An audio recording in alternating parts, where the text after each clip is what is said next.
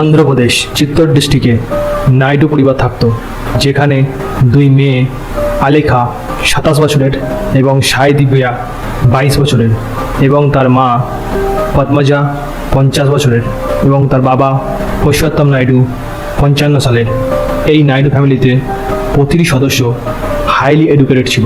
পুরুষোত্তম নাইডু অর্থাৎ তার বাবা গভর্নমেন্ট ডিগ্রি কলেজে চিত্তরে কেমিস্ট্রি পড়াতেন এবং মিসেস পদ্মজা গোল্ড মেডেলিস্ট ছিল মাস্টার্স অফ সায়েন্সে।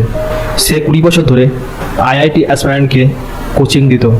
কয়েক সাল বাদ থেকে সেখানে প্রিন্সিপাল তাকে বানিয়ে দেওয়া হয়েছিল। তাদের ফ্যামিলির সবাই ওয়েল এডুকেটেড এবং হাইলি পেইং জব করত।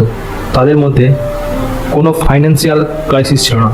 তারা সবাই খুব ভালো ছিল, একে অপরের খুব কেয়ার করত।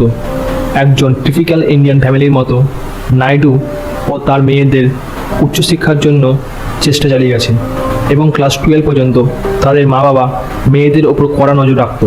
যেমন আমাদের মা বাবা বলে ভালো নাম্বার নিয়ে পাস করো, ভালো কলেজে পড়ো, ইত্যাদি ইত্যাদি। ঠিক তেমনই দুজনেই ক্লাস 12 কমপ্লিট করে নেয়। তখন তার বাবা মা তাদের মেয়েকে তাদের পছন্দের সাবজেক্ট তাদের নিজেদের পছন্দ করতে দেয়। এটা একটা খুব ভালো ডিসিশন এবং এটা আমিও সাপোর্ট করি, কারণ এখনও পর্যন্ত অনেক মা বাবাই তার ছেলে মেয়েকে তাদের পছন্দের কোর্স বা সাবজেক্ট স্টুডেন্টদের উপর চাপিয়ে দেয়। যাই হোক, তাদের ছেলে মেয়ে সাই দিব্যা ব্যাঙ্গালোর থেকে ব্যাচেলার্স কমপ্লিট করার পর মিউজিক ইন্ডাস্ট্রির পথ তার নিজের জন্য চয়েস করেন এবং সে AR Rahman dance and music একাডেমিতে এগিয়ে যাওয়ার জন্য ভাবে। মনে করা হয় দিব্যাকে এই মিউজিক ইন্ডাস্ট্রিতে ব্যাকবোনের কাজ করতে হতো, কিন্তু এটি জানা যায়নি যে তাকে সোলো আর্টিস্ট বা ম্যানেজমেন্টের কাজ করার জন্য রাখা হয়েছিল।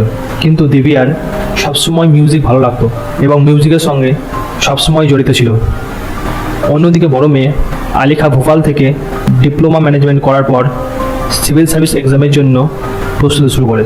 2020-তে করোনার সময় তারা মধ্যপ্রদেশে মেদিনাপল্লিতে একটা নতুন ঘরে শিফট করে, যেটা আগের ঘরের থেকে অনেকটাই ভালো ছিল।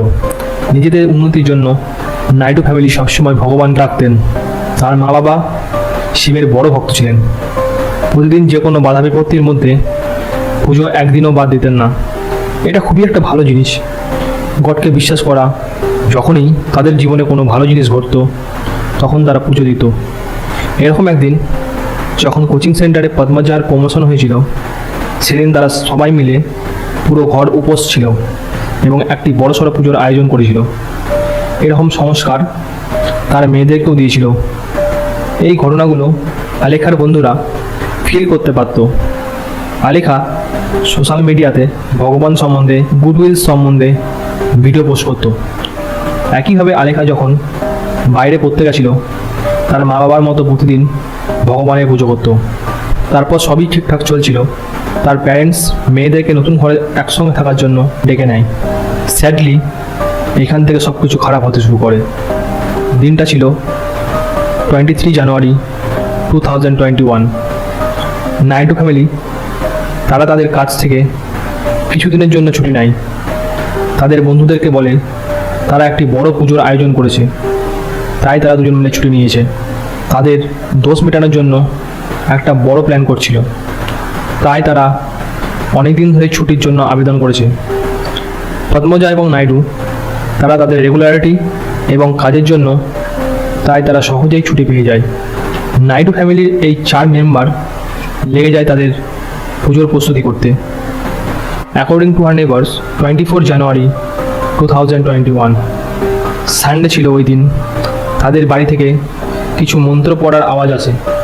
সময়টা সকালবেলা ছিল, তাই সবাই বাইরের লোকগুলো শুনতে পেয়েছিল।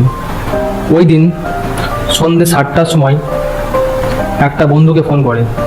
বন্ধুটি পদ্মজার কোচিং সেন্টারে কাজ করত। তাদের ফ্যামিলি একে অপরকে খুব ভালোভাবে জানত। যখন বন্ধুটি ফোন তোলে তখন নর্মাল কথাবার্তা হয়, কিন্তু তারপর সে ফিল করে পুরুষোত্তম একটু ভয় পেয়ে আছে। তখন তার বন্ধুকে বলে, কিরে তুই এত ঘাবড়ে আছিস কেন, সব ঠিকঠাক আছে তো? পুরুষোত্তম তার বন্ধুকে বলে, ভাই আমি এমন একটা কাজ করে ফেলেছি যা আমি জীবনেও কখনো ঠিক করতে পারবো না। তারপর সেই বন্ধুকে প্রত্যেকটা জিনিস ডিটেলসে বলে। সেটা শুনে তার বন্ধুর লোম খাড়া হয়ে যায়। সে বলে তার 2 মেয়েকে সে মেরে ফেলেছে, আর কাল অর্থাৎ 25 জানুয়ারি পুনর্জন্ম পেয়ে এই শরীরে ফিরে আসবে। তার বন্ধু এটা বিশ্বাস করতে পারছে না যে এত ওয়েল এডুকেটেড পারসন এইসব কথা বলছে তাকে। তারপর তার বন্ধু পুরুষোত্তমকে জিজ্ঞাসা করে এটা সে কেন করলো। তখন পুরুষোত্তম তাকে বোঝায় যে তার মেয়ের মধ্যে খারাপ শক্তি ছিল, তাকে বলি দেওয়ার ফলে তার খারাপ শক্তি কলিযুগের শেষে মারা যাবে। আর কাল যখন সত্যযুগ শুরু হবে অর্থাৎ 25শে জানুয়ারি তাদের মেয়ে ওই শরীর নিয়ে আবার ফিরে আসবে। এটা শোনার পর তার বন্ধু ফোন কেটে দেয় এবং সে তাড়াতাড়ি পুলিশকে ফোন করে। ঘটনা শোনার পর পুলিশ ইমিডিয়েটলি নাইডুর বাড়িতে আসে। যখন পুলিশ নাইডুর ঘরে পৌঁছায় তখন তারা বিশ্বাস করতে পারছিল না। রক্তে থই থই করছে ঠাকুর ঘর, সামনেই দিব্যার বডি পড়ে আছে। দিব্যাকে প্রথমে ত্রিশূল দিয়ে মাথায় মারা হয়েছিল এবং তারপর তার মুখে ডাম্বেল দিয়ে মারা হয়েছে। আর একটু যাওয়ার পর ঠাকুর ঘরের ভিতরের দিকে দেখা যায় তার বড় মেয়ে আলেখার বডি পড়ে আছে, যার মাথাতেও ডাম্বেল দিয়ে 2 বার মেরে হত্যা করা হয়েছে। 2 বডিকে লাল শাড়ি মুড়িয়ে দেওয়া হয়েছিল। মরার পর তাদের মাথা থেকে কিছু চুল কেটে নেওয়া হয়েছিল এবং লর্ড শিবাকে অফার করা হয়েছিল যাতে সে পরের দিনই অর্থাৎ 25 জানুয়ারি সে আবার ওই শরীরে ফিরে আসে। ঠাকুরঘর থেকে বেরিয়ে এসে যখন পুলিশ অন্য ঘরে ফিরে যায় তখন দেখে পদ্মজা এবং পুরুষোত্তম নর্মালি বসে আছে।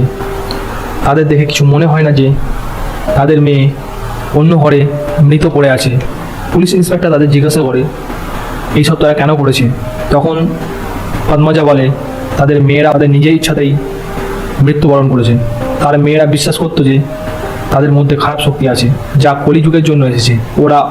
ওরা এটাও বলে যে পুরো ফ্যামিলি তারা নিজেকে কলিযুগের শেষ দিনে।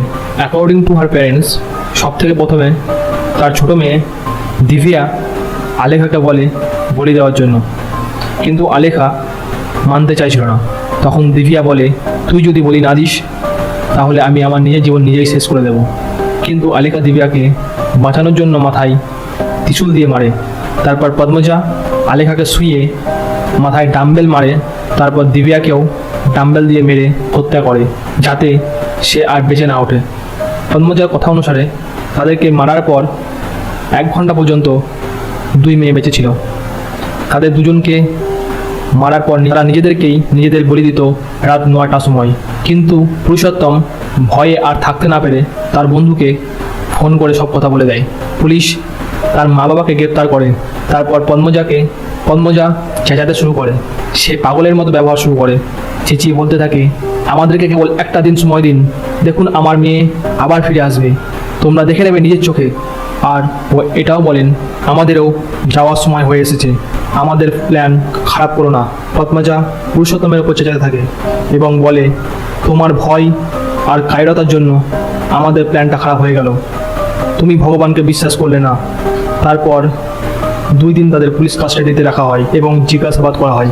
তখন তারা একটি কথা বলতেই থাকে, তাদের মেয়ে এতক্ষণ বেঁচে উঠেছে কারণ দিনটা ছিল 26 জানুয়ারি।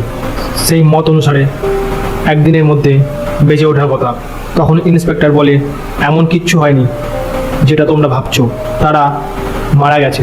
তখন পদ্মজা পুলিশকে বলতে থাকে তোমরা শিবের অর্ডারকে বন্ধ করে দিয়েছো।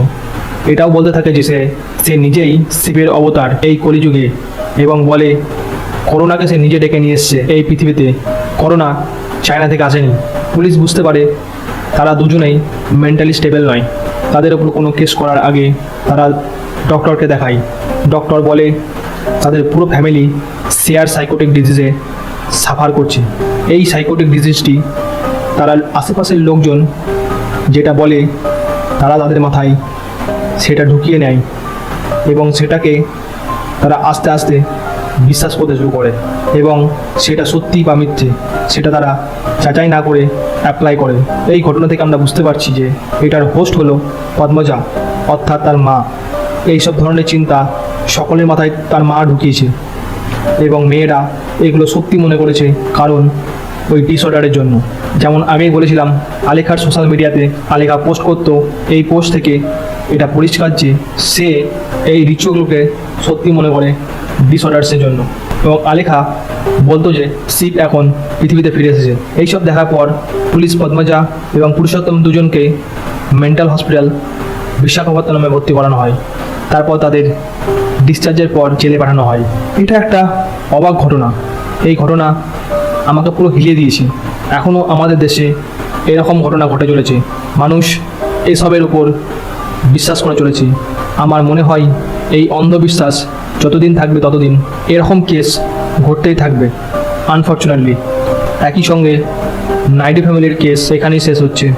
আপনাদের কাছে একটা রিকোয়েস্ট, যদি আপনাদের এরকম ভিডিও দেখতে ভালো লাগে তাহলে চ্যানেলটাকে সাবস্ক্রাইব করে দাও। ঘটনাগুলো আরও লোকের কাছে পৌঁছে যেতে পারে, তাতে আমাদের দেশ এরকম অন্ধবিশ্বাসের হাত থেকে বাঁচতে পারে। ধন্যবাদ।